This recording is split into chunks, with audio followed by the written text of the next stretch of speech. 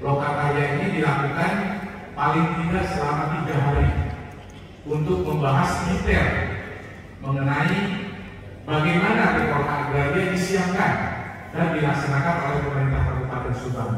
Insya Allah dalam lokakarya tersebut kami dari kantor staf presiden bersedia untuk ikut hadir dan ikut sumbang pikiran supaya reforma agraria di Subang bisa disiapkan dengan matang dan dilaksanakan secara kolaboratif, secara bekerja sama dengan para pihak. Dan inilah yang menjadi topik dari rakor ini yang sangat relevan, sangat penting, yakni kolaborasi melalui aksi. Jadi kolaborasi melalui tindakan. Dan itulah yang nanti akan kami komunikasikan lebih lanjut dengan Bapak Bupati Subang. Baik, Bapak Ibu sekalian, sebelum saya menyampaikan hal-hal umum dari ketiga topik ini, saya mau cerita terlebih dahulu mengenai kenapa kami dari kantor staf presiden datang pada hari ini. Jadi ada asbabun nuzulnya secara singkat. Kurang lebih di akhir tahun 2021, saya bersama tim agraria kantor staf presiden berkunjung ke Kabupaten Subang. Tujuannya untuk melakukan verifikasi lapangan, istilahnya verlap, terhadap pengaduan masyarakat Subang kepada kantor staf presiden terkait dengan sengketa tanah atau konflik agraria yang di Kabupaten Subang. Nah, setelah kami berkunjung ke beberapa lokasi, kemudian kami berkesempatan ketemu langsung dengan Pak Bupati di kediamannya. Nah, di dalam pertemuan itu kami berdiskusi mengenai banyak hal mengenai masalah pertanahan di Kabupaten Subang yang ujungnya kurang lebih ada pada kesepahaman bersama bahwa masalah agraria di Kabupaten Subang ini perlu ditangani dan diselesaikan secara bersama-sama antara pemerintah Kabupaten Subang, pemerintah provinsi, sampai pemerintah pusat. Kita sebagai pemerintahan itu satu tubuh dan kita perlu berbagi peran dalam mengatasi masalah-masalah agraria tersebut. Nah, ujungnya dari pertemuan tersebut pada sekitar 2 bulan berikutnya, sebagaimana tadi Pak Sekda laporkan, Pak Bupati ketemu langsung dengan pimpinan kami di Jakarta di kantor staf presiden. Jadi Pak Bupati sudah ketemu dengan Pak Jenderal TNI Purnawirawan Muldoko, Kepala Staf Kepresidenan, mendiskusikan hal yang sangat penting di Kabupaten Subang ini, misalnya terkait KTPN, perhutani, kemudian hak atas tanah di Subang, dan seterusnya, dan berujung pada komitmen bersama untuk dukungan dari kantor staf presiden bagi Kabupaten Subang untuk menyiapkan dan melaksanakan reforma tersebut, reforma agraria tersebut. Nah, itu kurang lebih di awal tahun 2022. Dan sekarang bulan Agustus, alhamdulillah saya bersama rombongan teman-teman dari kantor staf presiden, di antaranya Bang Sahat, mohon berdiri. Bang Sahat ini tenaga ahli media di kantor staf presiden. Kemudian Pak Irwana, mohon berdiri sebelah sana. Terima kasih. Ini juga tim kami di Jawa Barat. Kemudian Pak Ilyas, mohon berdiri. Jadi kami berempat dari kantor staf presiden datang ke Subang untuk menindaklanjuti pembicaraan Bapak Bupati dengan Bapak Kepala Staf Kepresidenan. Yang intinya kami siap untuk memfasilitasi proses persiapan pelaksanaan reforma agraria di Kabupaten Subang. Nah, itu asbabun nuzulnya dari kunjungan kami ke Subang ini. Baik Bapak Ibu dan hadirin sekalian, saya mulai memaparkan mengenai masalah agraria dan reforma agraria. Silakan diklik berikutnya.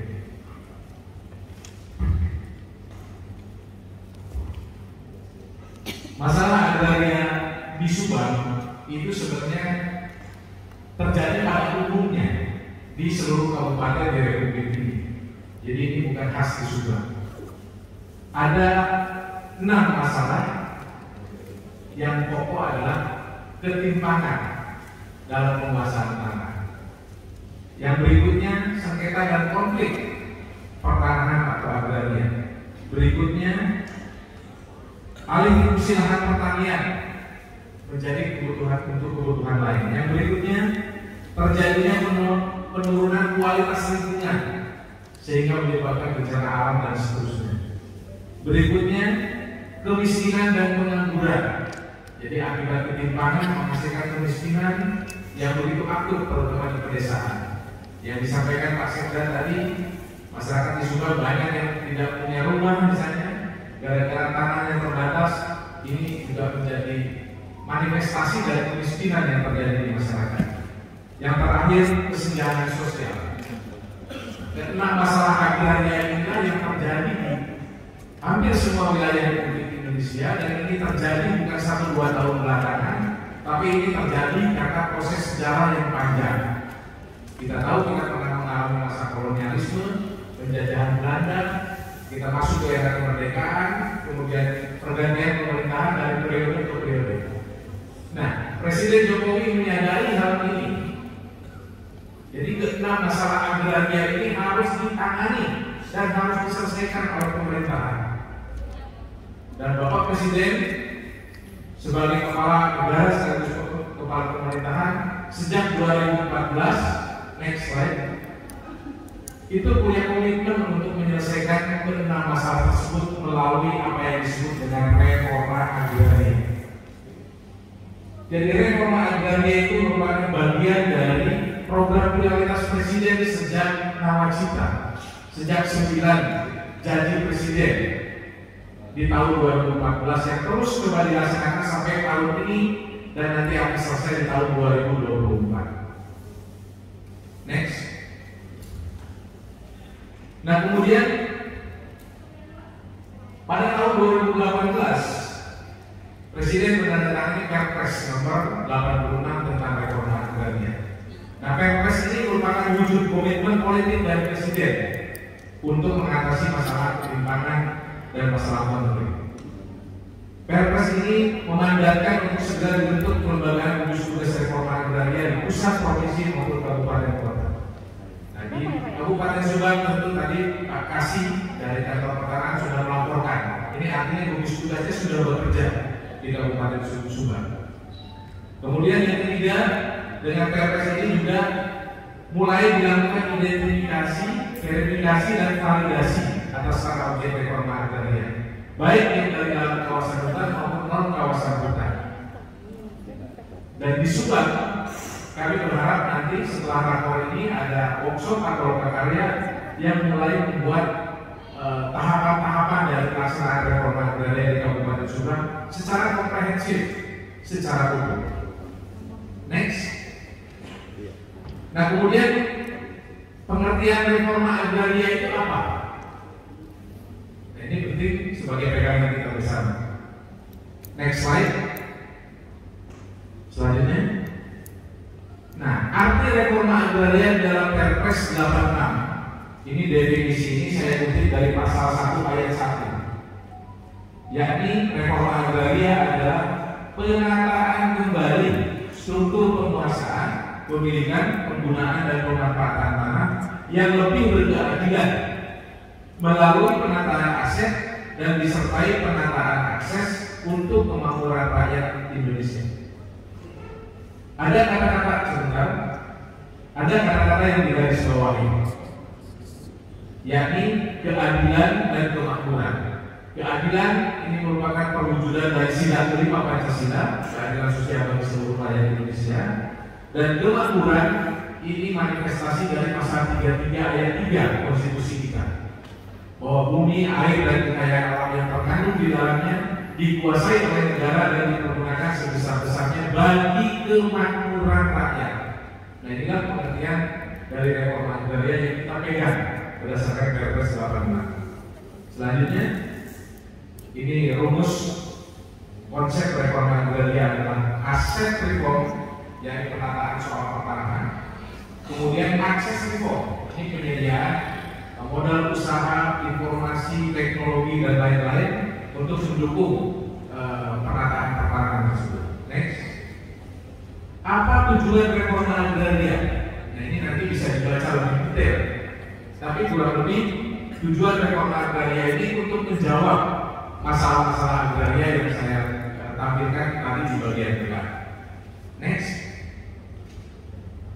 Nah sekarang ini pemerintahan sedang menjalankan reforma agraria dan perhutanan sosial secara sinergis dan sinkronisasi terus-menerus dilakukan antara reforma agraria dan perhutanan sosial.